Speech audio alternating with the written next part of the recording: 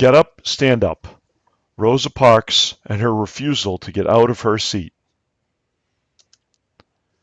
2 years after the Supreme Court heard the opening arguments in the Brown v. Board of Education case, and 100 days after the murder of Emmett Till, the civil rights movement went in a much more active direction.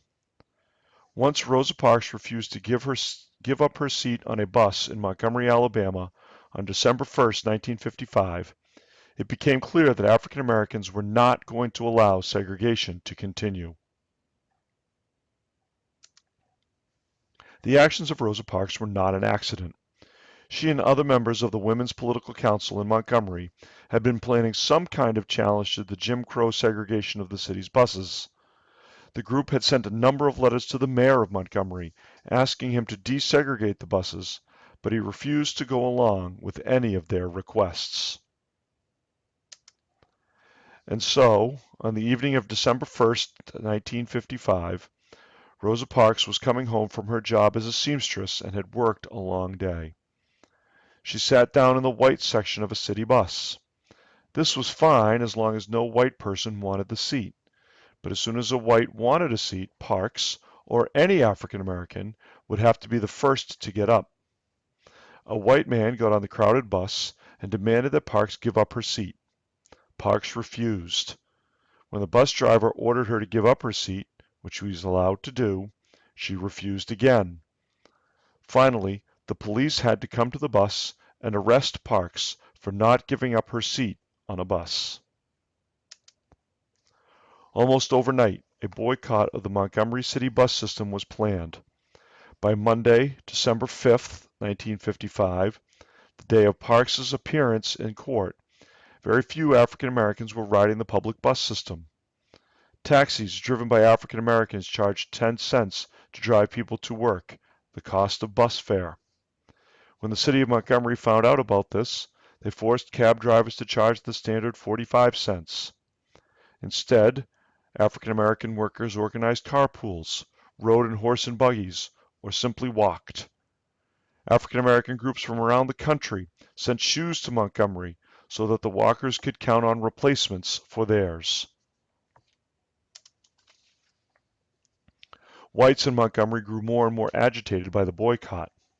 The homes of Martin Luther King Jr., who had become the leader of the movement, and Ralph Abernathy were firebombed along with 4 African American churches. Boycotters were often beaten up. When a group of African Americans arrived at King's burnt-out house, he urged them not to retaliate against the whites of Montgomery, but to practice nonviolence. He pleaded with African Americans that they, quote, must meet hate with love, end quote. King was eventually indicted, meaning he was charged with a crime by a grand jury. Rather than wait to be arrested, he and almost 90 other boycotters turned themselves in. A year later, on December 5th, in December 1956, the Supreme Court ruled that Alabama segregation laws for buses were unconstitutional. The boycott officially ended on December 20th, 1956, 381 days after it had started. Whites in Montgomery responded to the ruling by firing a shotgun through King's front door, beating up a female passenger as she exited a bus, and having a sniper fire bullets into the buses.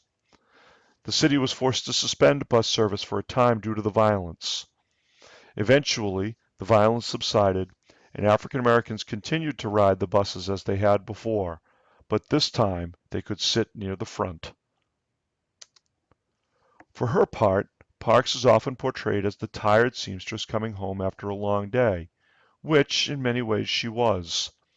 But she was also an activist, having served as a secretary in the local NAACP chapter, and attended a nonviolence training program some months before this. Her refusal came 100 days after the murder of Emmett Till, something that she admitted to be thinking about as she was arrested. By the end of the boycott, she was forced to leave Montgomery, having been blackballed or not able to get a job because of her actions. Still, while the city of Montgomery remained segregated in many ways, the buses would now be integrated, thanks to the actions of Rosa Parks.